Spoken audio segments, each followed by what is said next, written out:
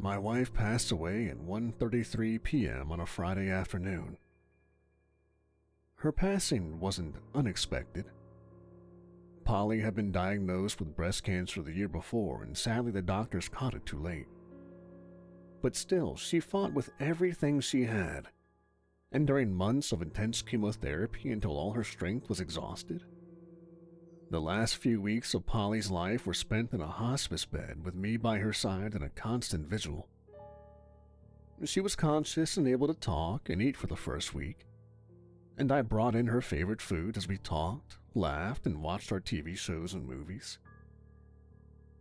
The change in her was quite sudden and frankly devastating, as overnight she became all but comatose, lying still in her hospital bed, unable to move or speak even though her eyes remained wide open. It was a strange and unsettling thing. Deep down, I'd known my wife was dying for some time, but it didn't seem real while I could still carry on a conversation with her and share memories of the happy times we'd spent together. But on that morning, she simply stared at me with glazed eyes and her mouth open. I think that was the moment it really hit home for me. The nurses said Polly could still hear and understand me, and that I should continue to talk to her throughout the day. I don't know whether this was true or not, but it brought me some small comfort to do so. And so, for those last few days, I talked to my wife, held her hand, fed her ice chips. They'd stopped feeding her food by this stage, and waited for her to die. Don't get me wrong, I wasn't alone during this time. I had great support from our family and close friends, all of whom were daily visitors to Polly's bedside. And the hospice staff were fantastic, providing compassionate care right until the very end. But still, those last few days were a living hell for me. There was the pain of seeing the woman I loved reduced to this state, wasted away to nothing in a shell of her former self. And then there were my own feelings, as a husband. To feel so useless as I was unable to do a thing to help my dying wife or relieve her suffering. My Polly's death was expected, but also abrupt and shocking. I'm not sure what finished her off in the end. Maybe a heart attack or stroke. I had just returned to her bedside when it happened, as Polly suddenly ended days of inaction by sitting up on her bed and gasping for air. I was astonished, and for a brief moment I thought a miracle had occurred. My darling wife resurrected, saved from the jaws of death. But of course this wasn't the case. A moment later, she was back on the mattress, convulsing violently as her body expended its last ounce of strength. I cried out for the nurse and held my wife tight, telling her how much I loved her as I struggled to hold back my tears. Mercifully, it was all over quickly as Polly's body became motionless and she stopped breathing. The nurse was on hand to take her pulse, soon confirming that my wife had passed, and that was that.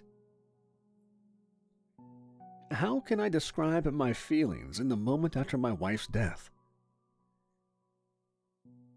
I'd be lying if I said I wasn't relieved. At least up to a point. Polly's suffering was finally over, as was the half-existence she'd endured over the last few days of her life.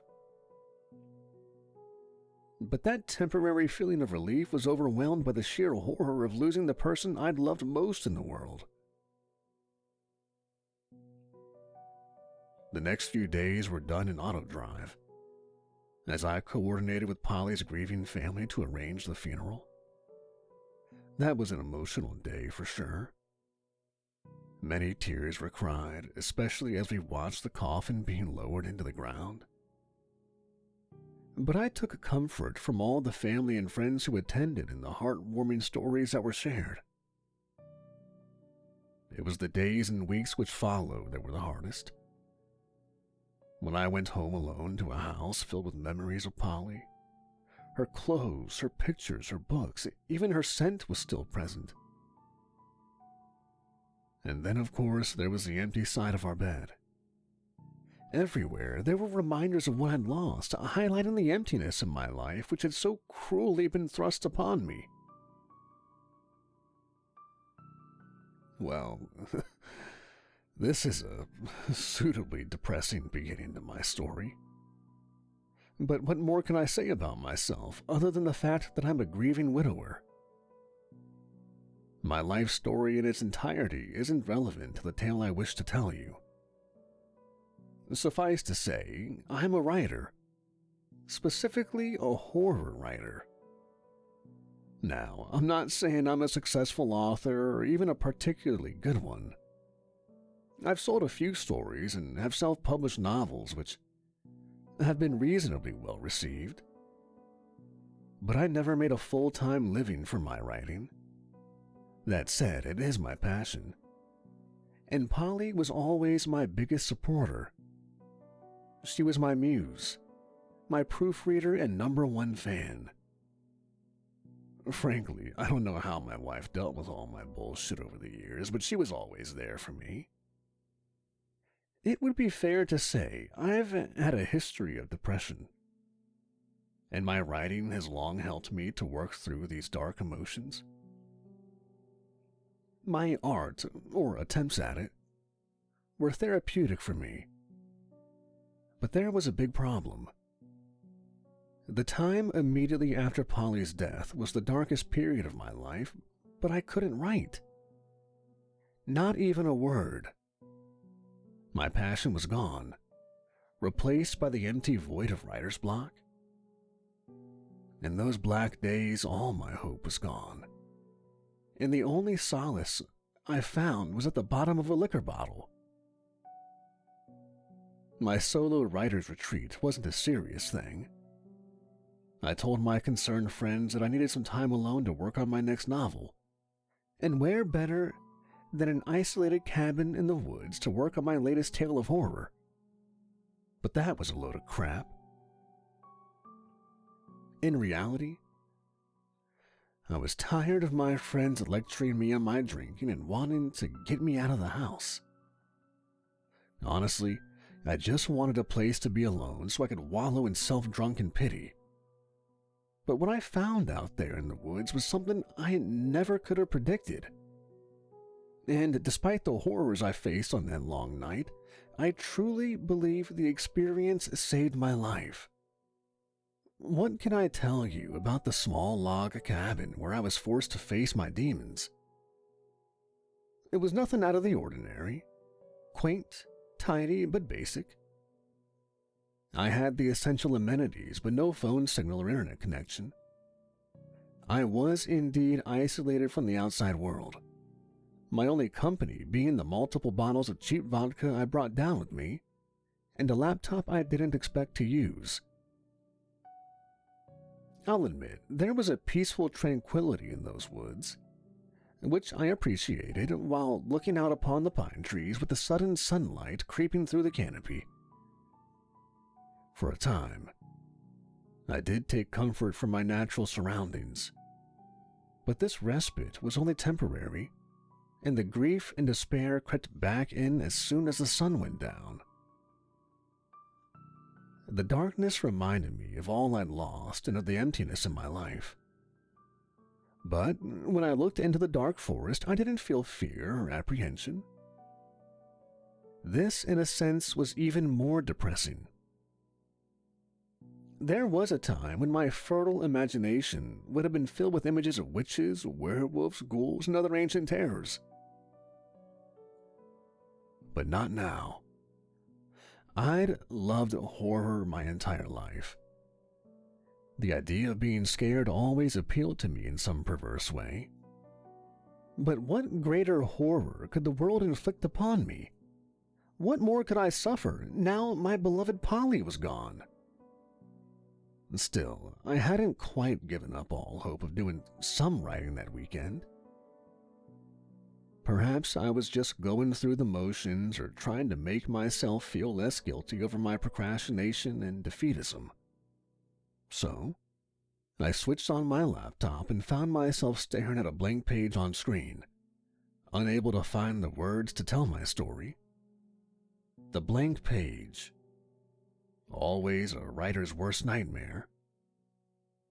I even tried reading back some of my previous work, the better received stories.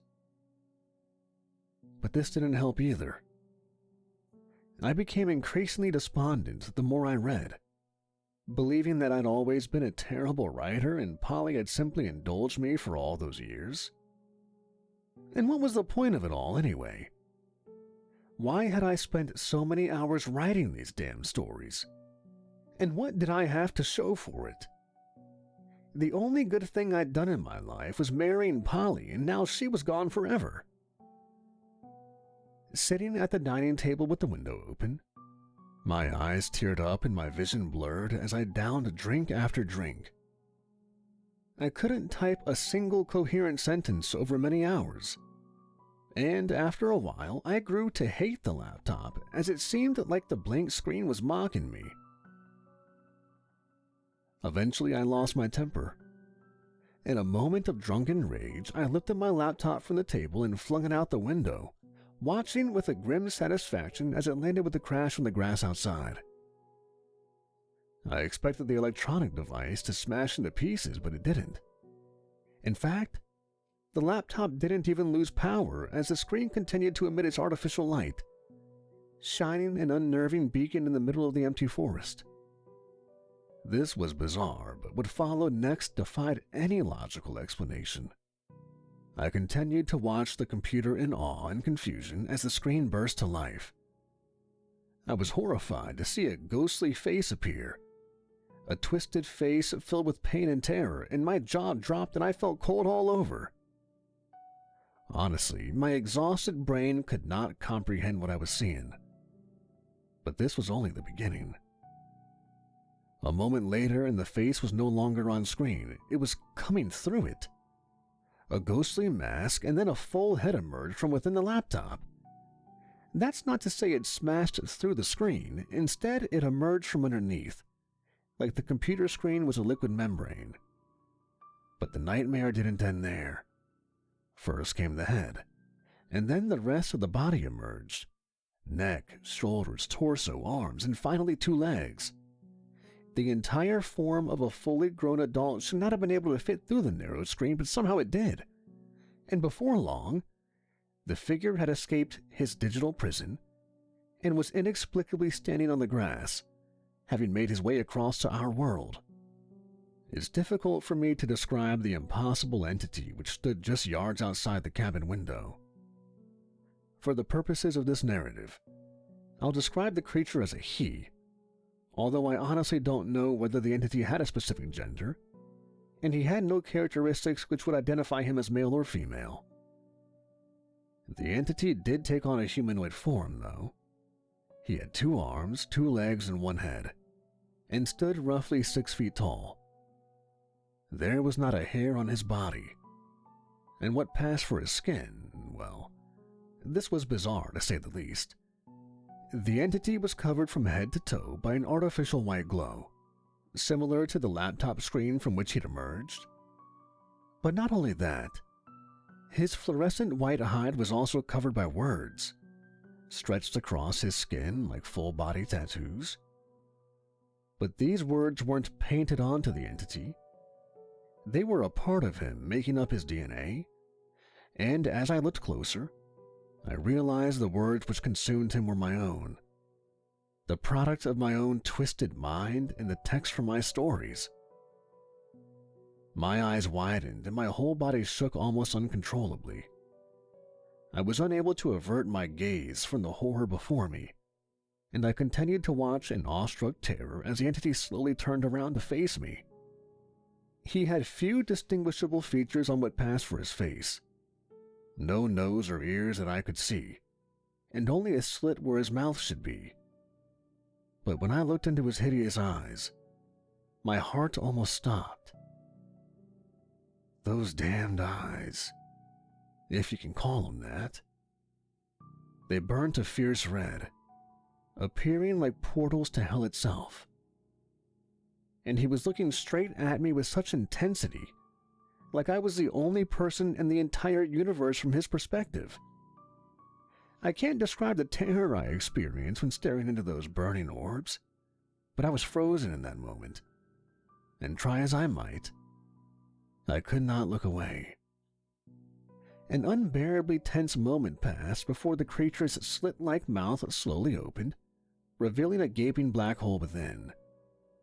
Then the creature emitted a blood-curdling scream which echoed through the forest, a banshee-like wail which shook my very soul. This is what broke me from my terror-induced paralysis. I darted forward, slamming the window shut as the unholy screaming continued. Next, I retreated from the living room, turning my back on the horrifying creature as I fled into the hallway and then to the bedroom, slamming the door shut behind me. I cowered inside the bedroom for quite some time, my head throbbing and body trembling.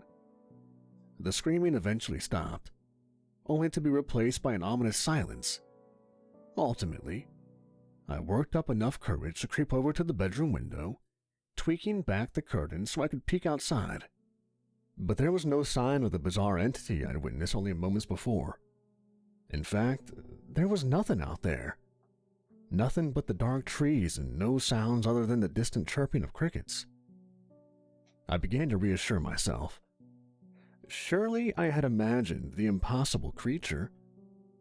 His appearance must have been a hallucination brought on by alcoholism and sleep deprivation.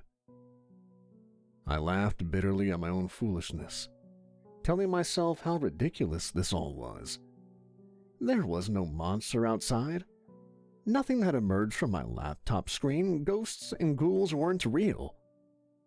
And the only horrors in this world were suffering and inevitable death. I picked myself up and sheepishly exited the bedroom, making my way to the living area. Looking out the front window, I saw my laptop still lying on the grass, its screen now black and its power off. I shook my head before sitting back down at the dining table and poured myself another drink. The delusion had at least proved to be an exciting interlude, enough to get my blood pumping, but now it was over and I had nothing to look forward to other than a depressing night of heavy drinking and self-pity. Or at least that's what I thought. But as I downed yet another vodka, I was interrupted by a loud knocking on the front door, a shock which made me jump up from my chair. Needless to say, I wasn't expecting any visitors, and my mind instantly returned to the entity which I'd just assured myself wasn't real. There surely couldn't be a connection. But still, who would be out here at this time of night? For a while I remained silent, hoping that the unwanted visitor would give up and leave. But this didn't happen. Instead, the knocking only grew louder and more intense until I thought the door would come off of its hinges.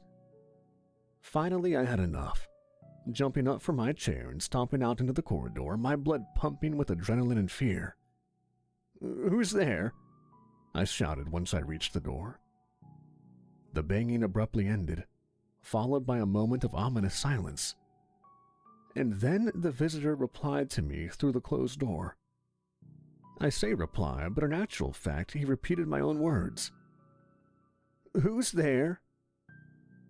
The voice had an uncanny and almost inhuman quality to it, and the stranger's tone brought a chill up my spine. "What the hell do you want?" was my next question, spoken through trembling lips. A short pause ensued before the stranger once again repeated my exact words. "What the hell do you want?" What really freaked me out was the voice. Still uncanny, except this time he was clearly mimicking my own tone and pitch. I felt scared and insulted at the same time, believing the unwanted visitor was deliberately mocking me. "You're trespassing. Get out of here or I'll call the police." This was a bluff on my part. There was no mobile signal out here, and the cabin didn't have a landline. I guess the stranger saw through my lie because his response was yet more cruel mockery. "Trespassing! Call the police!" What followed was a twisted cackle which made my blood turn to ice. And a moment later, he started banging on my door, furiously trying to break through. My brain went into panic mode as I realized I'd have to defend myself. Running back into the living room, I grabbed the nearest thing to hand which I could use as a weapon, the half-empty vodka bottle. I moved back into the hallway with my makeshift weapon, but the banging had stopped. The front door was sturdy and had held up to the powerful assault, and so I hoped the attacker had given up. But then I remembered the cabin had a back door and I thought I'd left it unlocked. Fearfully, I retreated to the small kitchen, only to find my attacker had already entered. The figure standing before me was someone from a nightmare, or more specifically, a horror story of my own making. I recognized him straight away, noting the close similarities to the description in my writing. The leather jacket and denim jeans, disheveled and greasy hair, heavy stubble on his chin, and the twisted smile on his dry lips. And then there were his eyes. Dark, terrible eyes filled with malice and rage. He was exactly how I'd envisioned him while writing. But how could he be here in the flesh? I stood there staring at him across the kitchen floor, paralyzed in shock-induced fear and unable to utter a word. "You know who I am?" "Yeah," I answered in little more than a whisper. The intruder's name was Jack Leech, and he was a serial killer from a hellish dimension dropped into our world to cause bloody mayhem. Jack grinned sadistically, his eyes lighting up with a murderous glee. "Then you know why I'm here." In that moment, I swore I could see something else behind those dark eyes. A burning crimson which I'd seen before, but I didn't have time to put two and two together, because a second later, Jack was charging manically towards me like a predator descending upon his prey. I acted on pure instinct, lashing out with a vodka bottle and striking my attacker on his head. He grunted as the glass shattered and fell to the floor. I ran, heading for the front door and struggling with the lock. But Jack was soon back on his feet. His head was bleeding, but the killer was furious, screaming obscenities as he charged down the hallway. I was still trying to get the door open when he hit me from behind, punching me hard in the lower back. The pain shot through me as I crumbled onto the floor, but Jack didn't hesitate as he kicked me mercilessly while I was on the ground. Next, he grabbed me roughly by the shirt, throwing me across the floor with unbelievable strength. My whole body hurt, but I didn't want to give in. I couldn't let this monster end my life. I tried to stand up and fight, but Jack was too quick and too strong. In an instant, he was on top of me, pinning me to the ground while his huge hands wrapped around my throat. He started to squeeze, exerting enormous pressure as he slowly throttled me. Panic set in as I struggled desperately, but to no avail. I saw his hideous face looking down at me, spittle and blood falling from his mouth and his dark eyes filled with madness. I grew weaker as my brain was starved of oxygen. The fight had been beaten out of me. Then I lost consciousness, my eyes shutting as the darkness took me. I shot up from the wood floor in a panic, but Jack wasn't there. The cabin door was open and a cool breeze was blowing in. Had Jack gone? Had he left me for dead? My throat hurt like hell and my body would be covered in bruises, but somehow I was still alive. I'd been given a second chance and intended to take it. In an instant, I was up on my feet and sprinting outside. I went straight for my car, fumbling with my keys before I could get the door open and jump into the driver's seat. Next, I put the key in the ignition, but the engine wouldn't start. It was totally dead. I slammed my fist on the steering wheel in angry frustration and tried to think. Perhaps Jack, or whoever he really was, had deliberately sabotaged my car. Maybe he left me alive on purpose. The bastard was toying with me, working to prolong my suffering before he finally finished me off. I felt physically sick as I looked out into the dark forest, which had suddenly become much more sinister. What would I do now? I could try to escape on foot. Maybe I could make it down the road and flag someone down. But I didn't fancy my chances of making it through the woods, not with him still out there.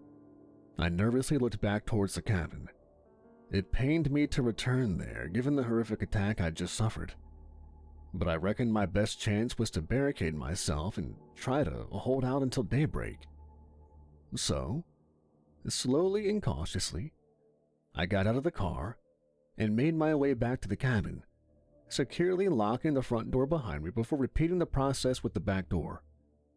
But I'd made a critical mistake, because I'd forgotten to check the cabin's interior, and when I retreated into the living room, he was there waiting for me, sitting comfortably on the couch with a grin on his lips. The intruder waiting for me in the living room wasn't Jack, though.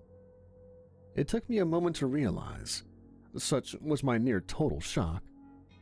But the entity sat before me was yet another creation from one of my stories. His name was Mr. Schwarz, and he masqueraded as a door-to-door salesman, although his true agenda was very sinister. His appearance was almost the exact opposite of Jack Leech.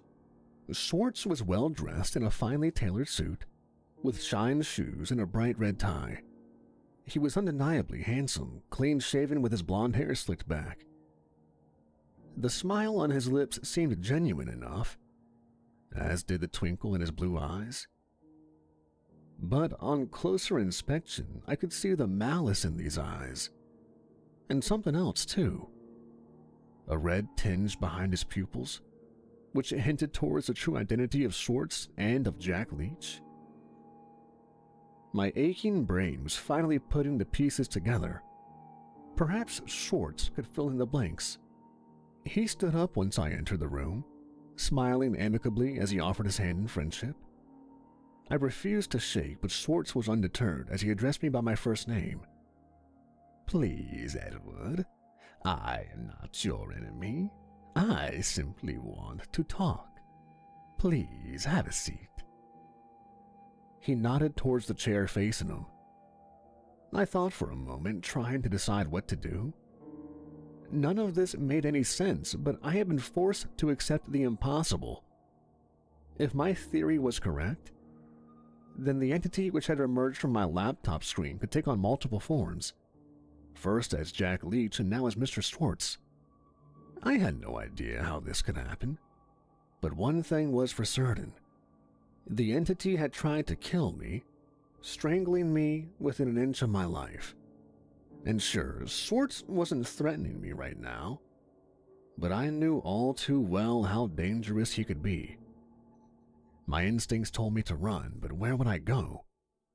And how far was I likely to get before he caught up with me? As unpleasant as it was, I felt I needed to stay and hear him out, and perhaps I would discover the creature's purpose.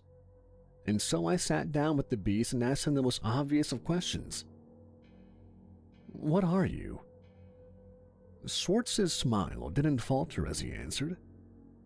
"You know who I am, Edward. You created me after all."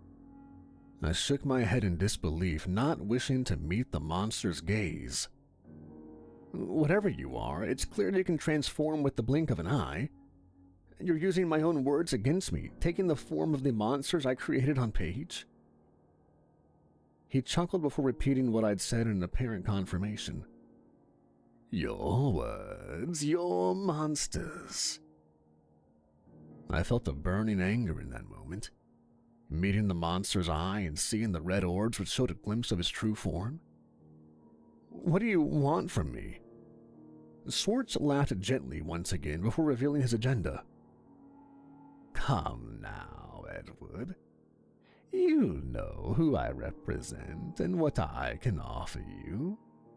And I know what you desire more than anything in the world.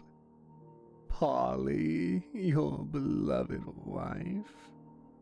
My stomach dropped as I was sickened to hear my lover's name come out of this beast's foul mouth. "What the hell do you mean?" "Polly, I can bring her back into your loving arms. you can be together again. And all I need from you, Edward, is a pledge of fealty." This time it was my turn to smile, because I understood what was happening here. In my story, Mr. Schwarz was an emissary of hell.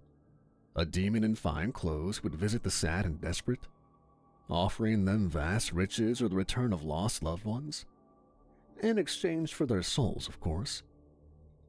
"I'm sorry, Mr. Schwarz, but you're forgetting one thing. I know how this story ends. Anyone who makes a deal with you and your master lives to regret it." Schwarz was fast losing his patience, and anger entering his voice as he became more direct.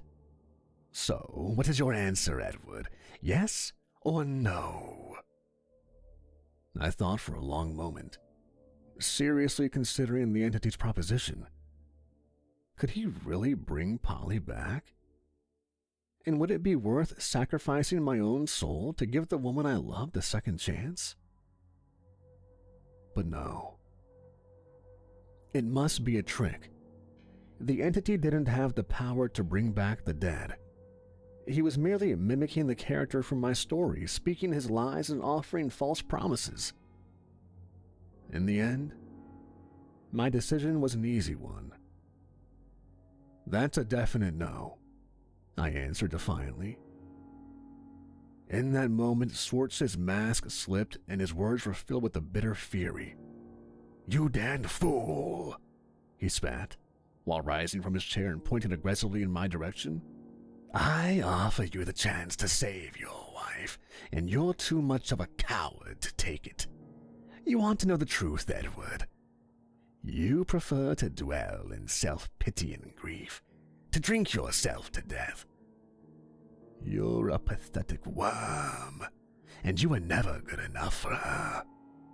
I saw red in that moment, unable to contain my anger after his hateful tirade. Jumping up from my chair, I confronted Schwarz, screaming in his face and shouting, "Go back to hell." But my act of angry defiance was ill-advised, and Schwarz responded with violence. In an instant, his true face was revealed, that of a wicked demon with darkness in place of a soul. He roared with bloodthirsty fury before putting his claw-like hands upon me, shoving my body with an immense strength. I hit the dining table hard, experiencing a shooting pain in the back of my head before I blacked out. Once again, I awoke to find myself alone, my head throbbing and my whole body aching. But I'd been left alive by the entity. I wondered why he was doing this to me. Did he enjoy tormenting me? Probably. The manifestations of Jack Leech and Mr. Schwarz had beaten me half to death. But the real damage was done to my already fragile psyche. I'd been in a bad way before I even arrived here, with my grief consuming me and destroying what little was left of my sad life. But the torture inflicted upon me by this hellish entity had pushed me over the edge. Schwartz's words in particular had really hurt me, and I couldn't get them out of my mind. He'd called me a coward, a pathetic worm, and said I was never good enough for Polly. Maybe he was right. What hope did I have now? What would my life be like without Polly? A living hell is what? I picked myself up off the floor, seeking out another vodka bottle from the kitchen as I sought to ease my pain with alcohol. I took a long swig while stumbling into the corridor, but I froze once I saw the entity's latest horrific manifestation. The figure stood tall in the hallway, blocking the way to the door. No matter, as I knew there was no escape from this evil. The monster before me had no mouth, no visible eyes, and no physical features whatsoever. It took the shape of a man, but his form was nothing but darkness. My heart sank as I realized what I was seeing. Yet another monster of my own creation. I called this beast the Shadow. He had no other name, but what he represented was despair and death. In my story, The shadow had stalked the halls of a haunted hotel, driving the residents to despair and taking their own life before the staff and ghouls joined forces to defeat the demon. My characters had worked together to survive, but I was alone, and in that moment, my last shred of hope was gone, replaced by nothing but empty despair. The shadow didn't speak. In fact, I don't believe he could speak, other than to transmit images of horror into my subconscious. But he did raise what passed for his arm, pointing in the direction of the bedroom. I could no longer defy the entity and instead followed his instruction without question, dropping the bottle and slowly walking into the bedroom to face the horror within. The end the entity had apparently prepared for me was simple yet chilling. As I saw a pre-prepared noose hanging from the ceiling with a strategically placed chair beneath it. And finally I understood. The entity wasn't going to kill me. He wanted me to end my own life. I knew I should fight back, but all my strength was exhausted. Polly was never coming back, and perhaps death was the only way I could be reunited with her. That was assuming there was an existence after this life. But even if there wasn't, death would at least relieve me of my misery and grief. I could see no other way out at this point. And so, I decided to give the entity what he wanted. Stepping up on the chair and securing the noose around my bruised neck as the shadow watched silently from the doorway, a flash of red appearing in the darkness where his eyes should be. I paused for just a moment, my last thought being of Polly and how much I missed her. Then I kicked the chair out from under me. The noose tightened around my throat, and once again my brain was deprived of oxygen. Reflexes kicked in as I fought against the rope, but the noose was too tight. I began to black out, feeling sure that my end was finally here. But suddenly I heard a loud snap, and next I was falling, my body hitting the ground hard.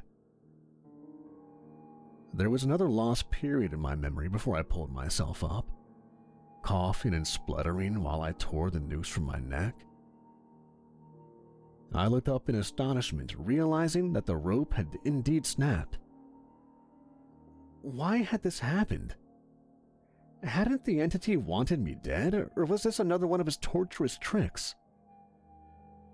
I was still on my knees, tears in my eyes as I was overwhelmed by the pain. But then I heard a soft, reassuring voice call out to me. A voice I thought I'd never hear again. "Eddie, please don't cry. It's going to be okay." I looked over to the bed in astonishment, and there she was. Polly. My Polly. She was under the covers. Not in full health, but still with color in her face, like she'd been in those better days in the hospice before her terminal decline. I was awestruck by her beauty.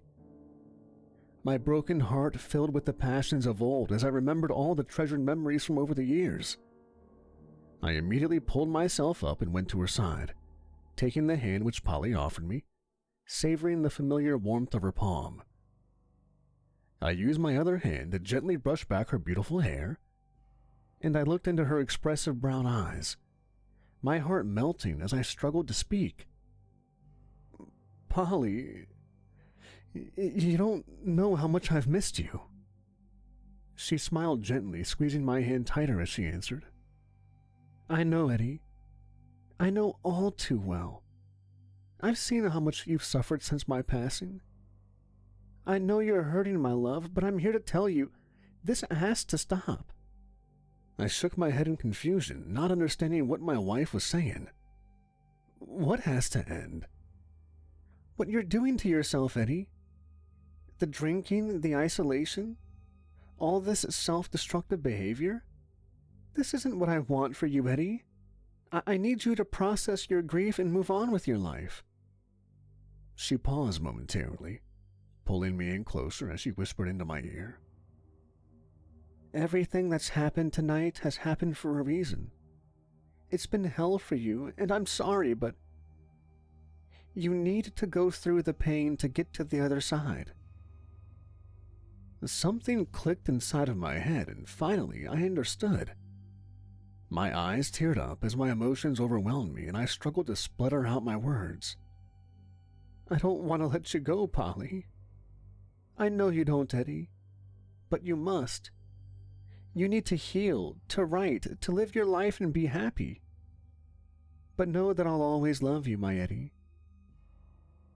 I love you too, Polly. My words seemed so inadequate, but I followed my declaration with a kiss, meeting her soft lips for the last time. In that final second, I saw a hint of red behind her brown eyes, and with that, my wife was gone, her form disappearing and leaving the bed empty. It should have been devastating to lose her again, and yet I felt a strange sense of peace in the aftermath. Soon after, I left the bedroom, walking past the wreckage caused by the entity's previous appearances, which I now realize were parts of a greater plan. I unlocked the cabin's front door and walked outside, just in time to see the sun rise on the far horizon. And I sat down on the grass, savoring the fact that I'd survived to see another morning. That fateful night in the cabin was a turning point for me, and I haven't looked back since. I still miss Polly and think of her every day, but I've taken my wife's final words to heart, slowly but surely rebuilding my life, reconnecting with my family and friends, seeking help when I need it, and, of course, healing through writing. This is my first effort since Polly's death, and many will believe it's a work of fiction, but I can assure you this isn't the case. As for the entity, I can't say for certain what he or she was. At first, I thought I was being tormented by a demon, but now I think this might have been my guardian angel. In any event, what I suffered that night happened for a reason. To give me the closure I so desperately needed. And some will say I didn't speak with Polly that night. They'll say that the creature was merely mimicking my late wife based on my memories. But I know my Polly, and I'm certain she found a way to reach out to me from the other side, delivering the message I needed to hear to pull myself back from the brink. To my darling wife, until we meet again.